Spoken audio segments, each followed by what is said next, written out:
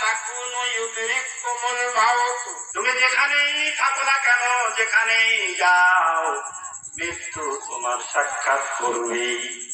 Channel ঝাড়ফুঁক চিকিৎসা, সকল রোগের শিফা, কোরআনের শিফা। সাবস্ক্রাইব করুন এবং পাশে থাকুন। ধন্যবাদ। এমনি আবি হাতিম এই আয়াতের তাফসীরে একটা ঘটনা বর্ণনা করেছেন।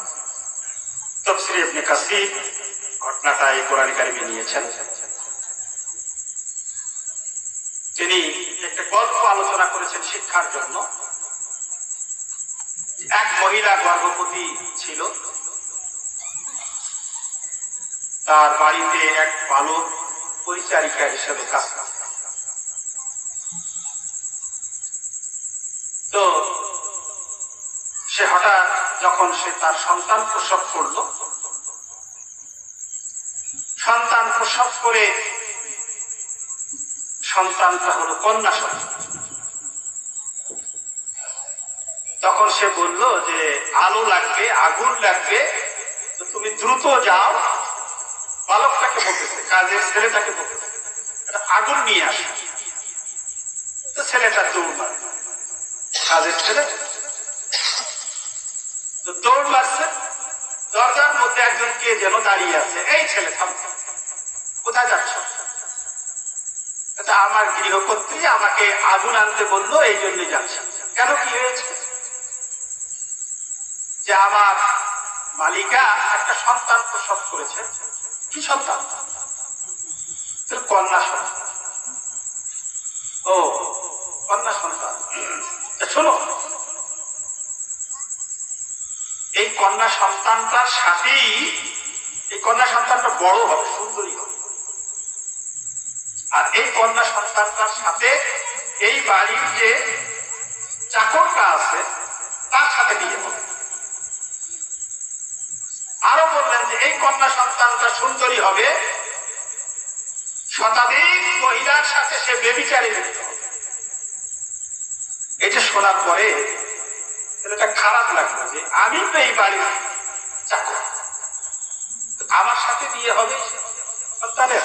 আর হোক বা হলে তো অসুবিধা কি, কিন্তু এই মহিলা এত পুরুষের সাথে মিশবে, আবার তার সাথে আমার বিয়ে হবে, তা অতএব একে আমি মেরে ফেলি।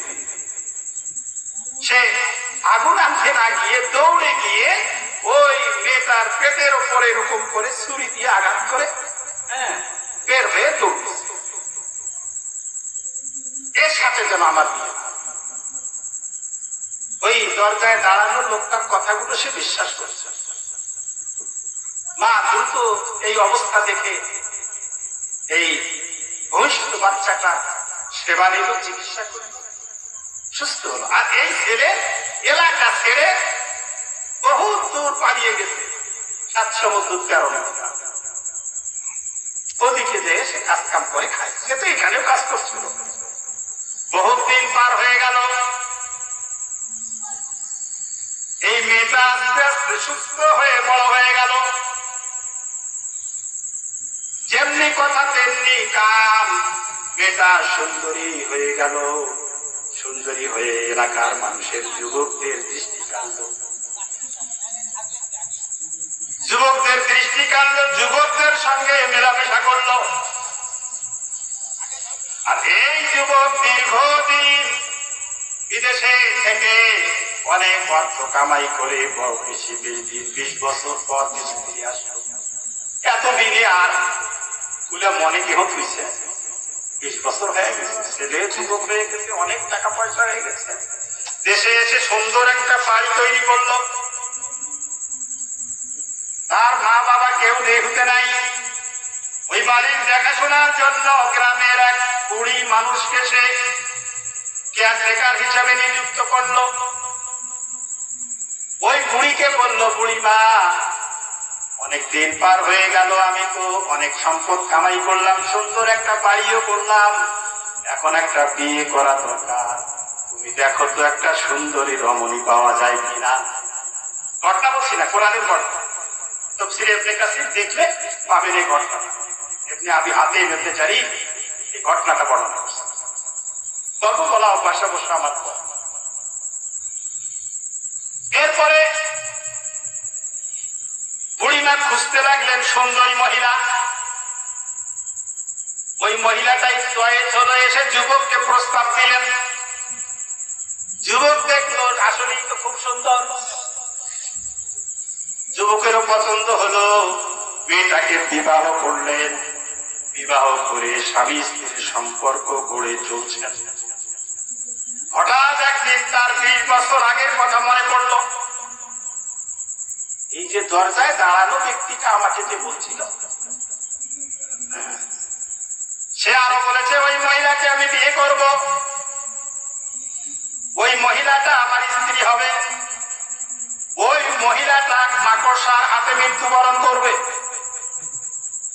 এ বর্ণনাগুলো ওই ব্যক্তি দরজায় দাঁড়ানো ব্যক্তিটা দিয়েছিল।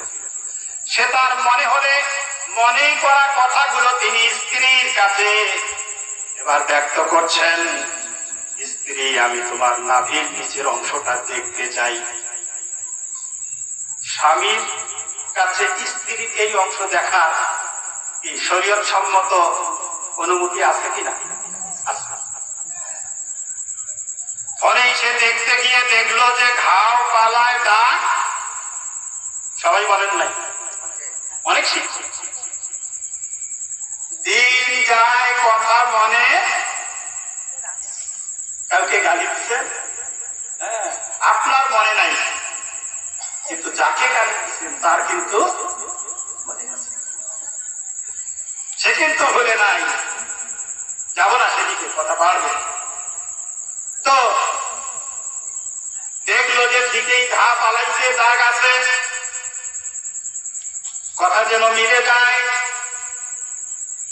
এবার বুঝলো, জিজ্ঞাসা করছে, তুমি তো আমার স্ত্রী হয়ে গেছো, তোমাকে একটা সত্য কথা বলতে হবে। তুমি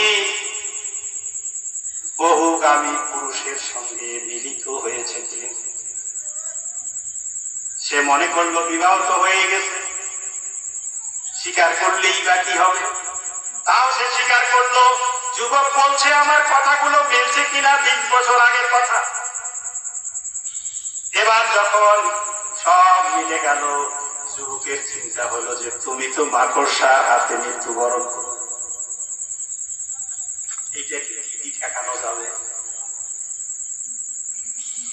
আমার স্ত্রীকে তো বাঁচাতে হবে। বাড়িটিকে আরো সুন্দর করে তুললো। কোন ভুল ভ্রান্তি আছে নাকি, কোন ছিদ্র আছে নাকি, কোন পোকামাকড় যেন ঢুকতে না পারে, এরকম করে সুন্দর করে ঘরখানা তৈরি করলো যে ঘরে বসবাস করে। ঘরে বসবাস করার পরে একদিন দিনের বেলা স্বামী স্ত্রী দুইজনে শুয়ে আছে। ছাদের দিকে তাকিয়ে দেখে ছাদের ভিতরে, ছাদের উপরে, ছাদের নিচের মধ্যে একটা মাকড়সা হেঁটে বেড়াচ্ছে। যুবকের মনে ডাক দিছে 20 বছর আগের কথা।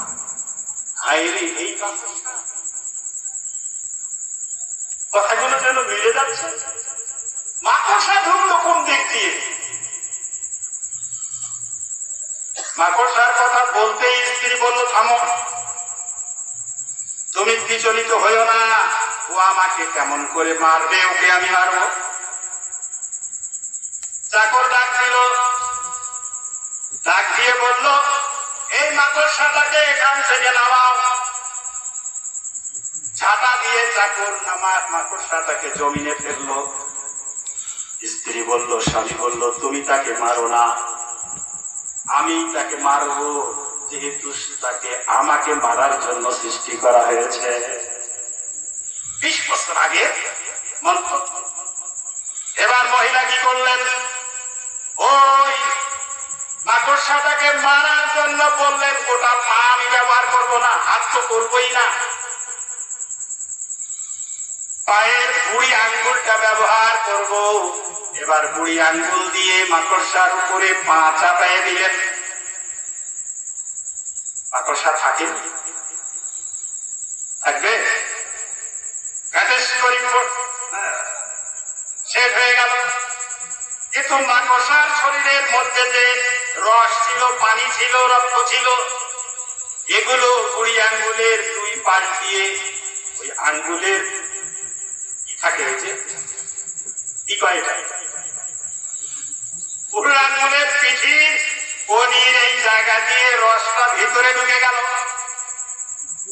বিষক্রিয়া তৈরি হয়ে গেল, মহিলাটা মৃত্যুবরণ করলেন। যুবক তার 20 বছরের আগে ওই যে লোকটির বলা কথাগুলো স্মরণ করে চিন্তা করলেন, সেইটা বলেছিল তাই হয়ে গেল। আল্লাহ সুবহানাহু ওয়া তাআলা বললেন, আয়নামা তাকুনু ইউদরিকুমুল মাউত ওয়ালাউ কুনতুম ফি বুরুজিম মুশাইয়াদা। বলেন আল্লাহু আকবার।